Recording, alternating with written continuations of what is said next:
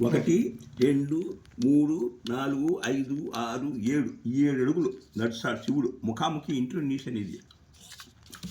మళ్ళీ ఏం చేస్తాడు, 7 అడుగులు నడిచేదంటూ మళ్ళీ అర్థం బలం ఉంది. అది ఏ రకం లేదు. మళ్ళీ 3 అడుగులు నడుస్తాడు. అప్పుడు మొత్తం 10 అడుగులు నడుస్తాడు. మన లెక్క ప్రకారం వచ్చి ఏమవుతుందంటే సప్తపది క్లోజ్ అయిపోయింది. ముందు కుడికాలు పెడతాడు, వెనకాల బల శివుడు బొమ్మ పూర్తిగా శివుని ఆకారం. శివుడు మూతి మూసుకున్నాడు. శివుడు ఏం చేశాడు, ఇది కుడిపక్క వేస్తాడు అంతా చూడండి. వెనకాల పెట్టి నడిచినాడు. వీడికి ఈ నడిచేది చూపించిన అది 10 అడుగులు చూపించిన. 10 అడుగులు కుడిపక్క కుడికాలు పెడతాడు, వెనకాలు పెడతాడు. 10 అయిపోయింది కదా,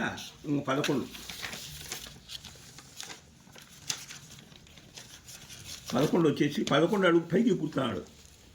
12 అడుగు వచ్చేసి లింగంలో దూకుతాడు. ఇది మ్యాటర్. నేను ఆ కూర్చొని ఎంత నీ ముందు చూసిన శివదేవుని. శివుడు ఎన్ని చేస్తాడు. గుడికి వస్తాడు. వేళగాని వేళలో వచ్చేసి బ్రహ్మోత్సవంలో వస్తాడు. లింగం పైన మనం పెళ్ళికి మనం చేస్తాం చూడు సాంగ్యాలు, ఆ మాదిరిగా చేస్తాడు. ఇన్ని చేసి నేను ముందే చూసి మాట్లాడలేకపోయినా. పైన డిస్టర్బ్ చేయకూడదు కదా మనం. అట్లా పరిస్థితుల్లో